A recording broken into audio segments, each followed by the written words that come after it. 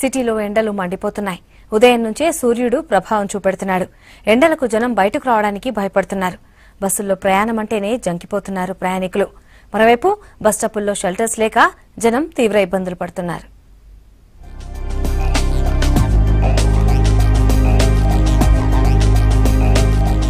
రోజు కొన్ని వేల మంది బతుకు తెరువు కోసం సిటీకి బస్సు ప్రయాణం చేస్తుంటారు. అయితే సిటీ బస్సులు ఎప్పుడు వస్తాయో లేదో తెలియదు. బస్ స్టాప్ లో వెయిట్ చేద్దామంటే కూర్చోవడానికి కుర్చీలు ఉండవు, నిలబడడానికి కాస్తంత జాగ కూడా లేదు. ఈ ఎండాకాలంలో చెట్ల నీడలే బస్సు షెల్టర్లుగా మారుతున్నాయి. సిటీలోనే కాదు, నగర శివార్లలోనూ ఇదే తీరు. ఇక్కడ ఏంటంటే ఇక్కడ సనత్ నగర్లో బస్ స్టాపులు లేవండి, చాలా ఇబ్బంది అవుతుంది. మేము జాబ్ చేసే వాళ్ళకు కూడా ఏంటంటే పబ్లిక్ ఎక్కువ ఇక్కడ ఉండడం వల్ల మనకి చాలా రష్ వస్తుంది. మేము ఏంటంటే టైంకి కరెక్ట్ వెళ్ళలేకపోతున్నాం. చాలామంది ఏంటంటే బాయ్స్ ఆర్ లేడీస్ చాలా ప్రాబ్లమ్స్ ఫేస్ చేస్తున్నారు. కరెక్ట్ ఏంటంటే ఇప్పుడు ఎలక్షన్స్ టైంలో ఎలక్షన్సే వీళ్ళు ఫేస్ చేస్తున్నారు కాబట్టి కొంచెం చూసి కంపల్సరీ బస్ స్టాప్లో వేయించాలా, చలివేంద్రాలు కూడా వేయించాలి. ఏంటంటే ఇక్కడ రోడ్ మీద ఉన్నటువంటి వాళ్ళకు కూడా మాకు సడన్గా దప్పికేస్తే కూడా మాకు దాహానికి ఇబ్బంది అవుతుంది. కొంచెం ప్రభుత్వం చూడాలని కోసం. సిటీలో సికింద్రాబాద్, మెహదీపట్నం, అమీర్పేట్, కోటి, లగ్డీ కపూల్ లాంటి ప్రాంతాల్లో బస్సు షెల్టర్లు లేవు. ఎండలో ఎక్కువసేపు నిల్చునే ఓపిక లేక పైసలు ఎక్కువైనా పర్వాలేదని చాలా మంది ప్రయాణికులు ప్రైవేటు వెహికల్స్ ను ఆశ్రయిస్తున్నారు. బస్ షెల్టర్స్ లేకపోతే చాలా మంది లైక్ ఇలా ట్రైన్ ప్రాబ్లమ్స్ కానీ లేకపోతే ఇట్లా ఎండ సమ్మర్ టైంలో కూడా చాలా ప్రాబ్లమ్స్ ఫేస్ చేస్తారు ఎక్కువ మంది.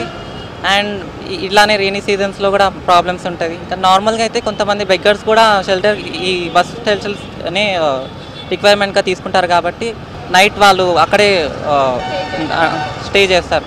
నార్మల్గా మిడిల్ క్లాస్ వాళ్ళు బస్ని యూజ్ చేస్తారు కాబట్టి బస్ కోసం చాలాసేపు వెయిట్ చేస్తారు. సో గవర్నమెంట్కి నేను ఒక సజెస్ట్ చేస్తున్నానంటే రిక్వైర్మెంట్ ఉన్న ప్లేసెస్లో ఇక్కడ బస్ షెల్టర్స్ని ఇంకొంచెం కన్స్ట్రక్ట్ చేయమని చెప్తున్నాను.